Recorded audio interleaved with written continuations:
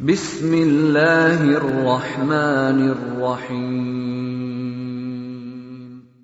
الحمدللہ رب العالمین والعاقبۃ للمتقین والصلاة والسلام علی سید الانبیاء والمرسلین اما بعد فاعوذ باللہ من الشیطان الرجیم بسم اللہ الرحمن الرحیم اولئک الذین اشتروا الضلالۃ بالہدی فما ربحت تجارتهم وما كانوا مهتدین آمنت باللہ صدق اللہ مولانا العظیم وبلغنا رسولہ النبی الکریم الامین ببرکتہ ان اللہ وملائکتہ یصلون علی النبی یا ایھا الذین آمنوا صلوا علیہ وسلموا تسلیما الصلاۃ والسلام علیک یا سیدی یا رسول اللہ الصلاۃ والسلام علیک یا سیدی یا حبیبی یا رسول اللہ الصلاۃ والسلام علیک یا سیدی یا رحمۃ للعالمین وعلی آلک واصحابک یا حبیبی یا سیدی یا محمد رسول اللہ۔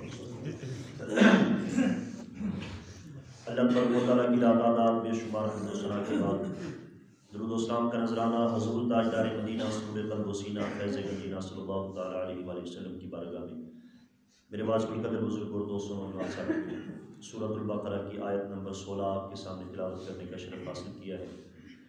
اس کے ضمن و ضائل میں چند ایک باتیں آپ کی گوش گزار کرنی ہیں۔ دعا ہے خالق کائنات زبان پہ حق جاری فرمائے اور ہم سب کو سن کر عمل کی بھی توفیق عطا فرمائے۔ رب ذوالجلال نے اس آیت مقدسہ میں منافقین کے ان حربوں کو خرید و فروخت کے طریقے سے بیان فرمایا کہ یہ ایسے جاہل، ایسے کم عقل اور ایسے کم علم لوگ ہیں کہ جنہوں نے گمراہی کو خریدا اور ہدایت کو بیچ دیا، اور یہ ایسے لوگ ہیں کہ جنہوں نے اپنی اس تجارت میں ایک ٹکے کا بھی نفع حاصل نہ کیا، اور یہ ایسے بدبخت ہیں کہ کبھی بھی ہدایت پانے والے نہیں ہیں۔ میرے واجب القدر اللہ تبارک و تعالیٰ حضرت انسان کو عقل عطا فرماتا ہے، اور اس عقل کے ذریعے سے انسان اچھائی میں اور برائی میں تمیز کر پاتا ہے، لیکن یہ منافقین ایسے بدبخت ہیں کہ اس عقل کو صحیح معنی میں استعمال نہ کر پائے، کہ اپنی عقل کو صرف اس طرح استعمال کیا کہ کلمہ پڑھا صرف لوگوں کو دکھانے کے لیے، تاکہ مسلمانوں سے ہمیں ہماری جو دنیاوی ضروریات ہیں ان کو ہم پورا کر سکیں۔ اس کلمے کی اصل جو تاثیر ہے، اس کلمے کا جو نور ہے، اس کو وہ حاصل نہ کر پائے۔ ان کی مثال ایسے ہے کہ جیسے کسی نے اپنا قیمتی موتی کسی کو دے کر چند ٹکے اس سے لے لیے اور پھر اس پہ خوش بھی ہوا، یا ان کی مثال ایسے ہے کہ جیسے کسی نے خالص سونا کسی کو دیا اور بناوٹی بازاری سونا جو ہے، جو صرف دیکھنے میں سونا ہے در حقیقت سونا نہیں، اس کو انہوں نے خرید لیا، پھر اس پہ خوش ہوئے کہ ہم کامیاب ہو گئے، لیکن در حقیقت کیا ہے کہ ایک ٹکے کی بھی اس تجارت میں نفع حاصل نہ کیا۔ نفع تو حاصل کیا کرنا تھا، جو اصل پونجی ان کے پاس تھی، جو اصل قیمت ان کے پاس تھی، اس سے بھی وہ ہاتھ دھو بیٹھے کہ دنیا میں بھی اور آخرت میں بھی ذلیل و خوار ہو گئے۔ میرے واجب القدر اس آیت مقدسہ سے چند فائدے آپ کی گوش گزار کرنے ہیں۔ سب سے پہلا فائدہ یہ کہ بنا زبان ہلائے انسان خرید و فروخت اگر کرنا چاہے تو وہ بھی جائز ہے۔ اس آیت مقدسہ سے یہ بھی فائدہ ہمیں حاصل ہوا کہ ایک بندہ کسی چیز کو بیچنا چاہتا ہے، دوسرا بندہ اس کو خریدنا چاہتا ہے، بغیر زبان ہلائے بھی سودا ہو جاتا ہے، کیونکہ منافقین نے زبان سے تو اقرار نہ کیا، زبان سے اس چیز کا اقرار نہ کیا، لیکن اللہ تبارک و تعالیٰ نے ان کے اس عمل کو خرید و فروخت کے معنی میں یہاں ذکر فرمایا، جس سے پتہ چلا کہ بیچنے والا کوئی چیز بیچنا چاہے، خریدنے والا کوئی چیز خریدنا چاہے تو بنا زبان ہلائے خرید و فروخت ہو سکتی ہے، یہ جائز ہے۔ دوسرا فائدہ اس آیت مقدسہ سے یہ بھی حاصل ہوا کہ دنیاوی بڑی سی بڑی قدر و منزلت رکھنے والی بڑی سی بڑی قیمتی چیز بھی اگر دینی پڑے، اس کو دے کر دینی معمولی نیکی بھی اگر کوئی انسان حاصل کرتا ہے تو وہ انسان کامیاب ہے۔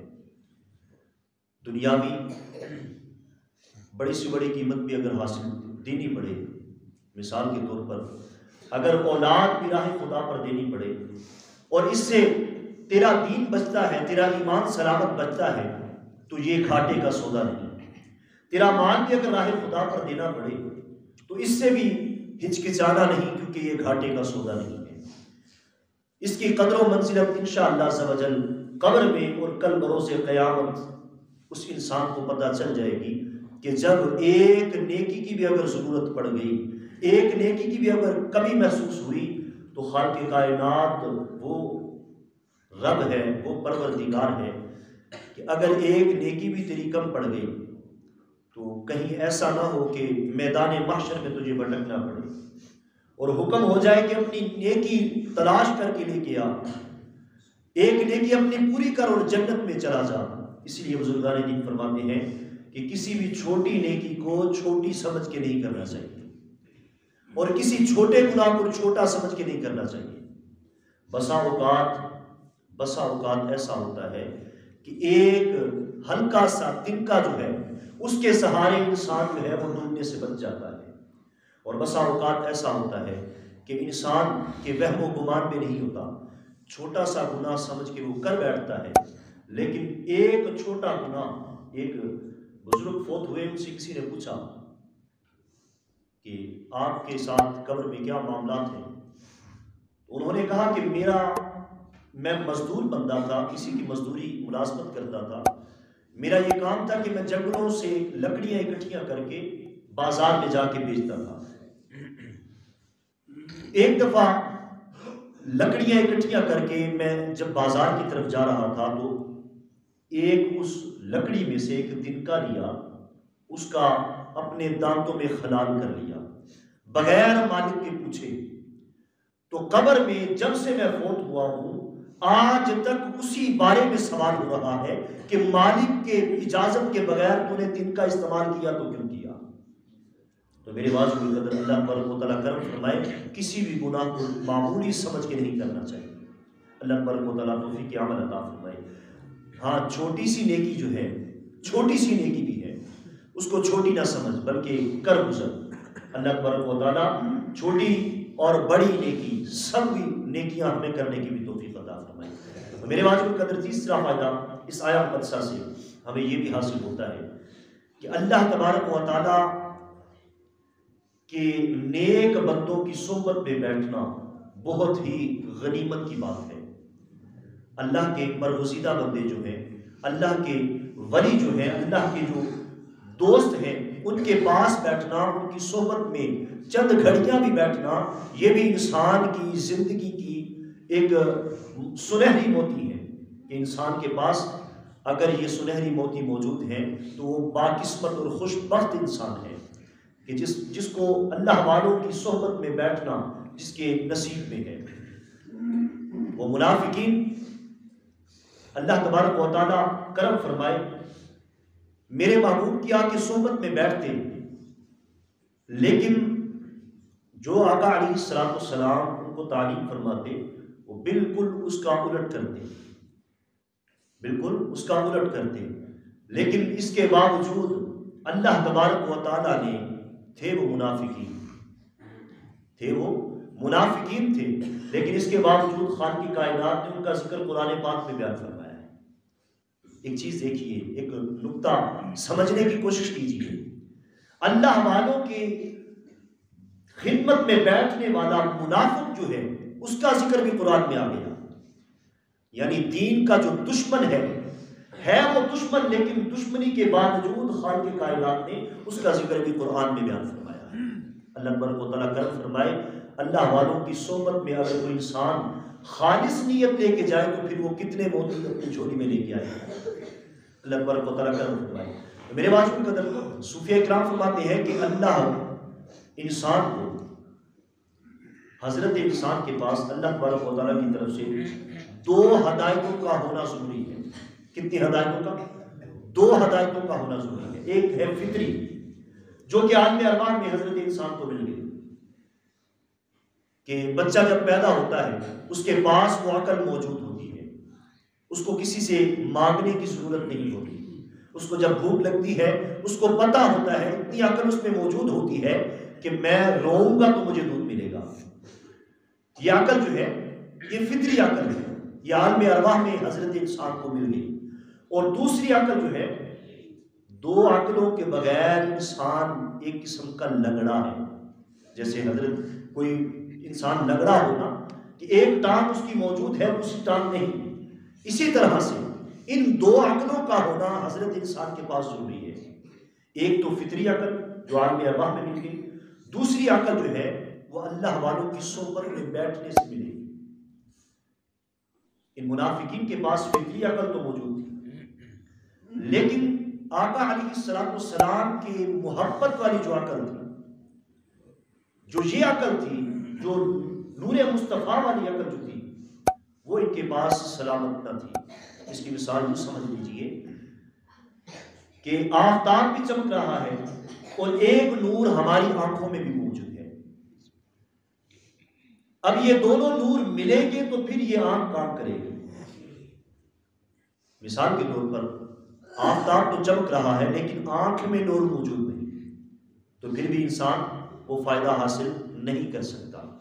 ایسے ہی اگر آنکھ میں نور موجود ہے لیکن آفتاب موجود نہیں، تو پھر بھی انسان کی یہ آنکھ کی جو بینائی ہے یہ بھی مکمل طرح سے کام نہیں کر سکے گی۔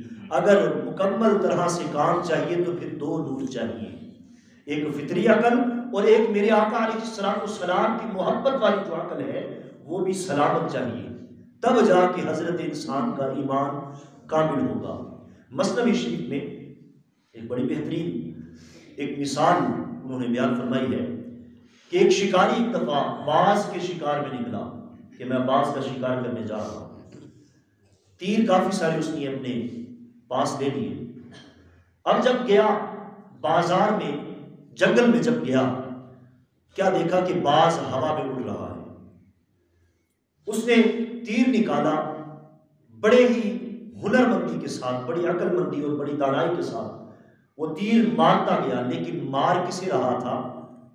باز کو نہیں، بلکہ باز کے جو زمین پہ پڑنے والا سایہ ہے اس سائے پہ وہ تیر کے نشانے مار رہا تھا، حتیٰ کہ سارے کے سارے تیر ختم ہو گئے لیکن اس کے ہاتھ کچھ نہ آیا۔ جس کا وہ شکار کرنے گیا تھا وہ شکار اس کے ہاتھ نہ آیا۔ آ کے اپنے دوست سے بڑی حیرت سے کہتا ہے، یا میں باز کا شکار کرنے گیا لیکن مجھے حاصل کچھ نہ ہوا۔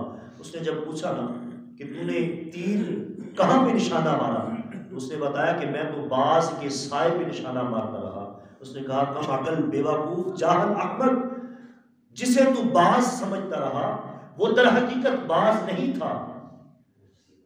اگر تو تھوڑا سا اپنی نظر کو اوپر اٹھا کے دیکھ لیتا، باز تو ہوا میں تھا۔ تو اگر تیر سامنے مارتا، باز کو باز سمجھ کے مارتا، تیرا تیر بھی صحیح لگتا اور تجھے کامیابی بھی مل جاتی۔ ان منافقین کی مثال یہی ہے کہ ساری عمر اس باز کے سائے پہ تیر مارتے رہے، اس دنیا کو حاصل کرتے رہے، لیکن در حقیقت کیا ہوا؟ ایمان کو چھوڑ دیا، دین اسلام کو چھوڑ دیا، صرف دنیا کو اپناتے رہے، تو در حقیقت کیا ہوا؟ نتیجہ کیا نکلا؟ یہ باز بھی ہاتھ نہ آیا اور تیر بھی ختم ہو گئے، یہ دنیا بھی ہاتھ میں نہ آئی، اور ان کا جو قیمتی اثاثہ تھا، جو ان کی سانسیں چل رہی تھی، سانسیں ختم ہو گئی، یہ تیر ختم ہو گئے، لیکن یہ دنیا بھی حاصل نہ ہوئی، یہ باز بھی حاصل نہ ہوا۔ اللہ تبارک و تعالیٰ کرم فرمائے، خالق کائنات اس ایمان کی دولت کو سنبھالنے کی توفیق عطا فرمائے۔ یہ بہت بڑی دولت ہے اور خوش قسمت لوگ ہیں جو اس کو سنبھالتے ہیں۔ اللہ تبارک و تعالیٰ ہمیں قرآن پاک کو سمجھنے کی، سمجھ کر عمل کرنے کی بھی توفیق عطا فرمائے۔ خاتمہ بالایمان، خاتمہ بالخیر نصیب فرمائے۔ آمین آمین ثم آمین، وآخر دعوانا ان الحمد للہ۔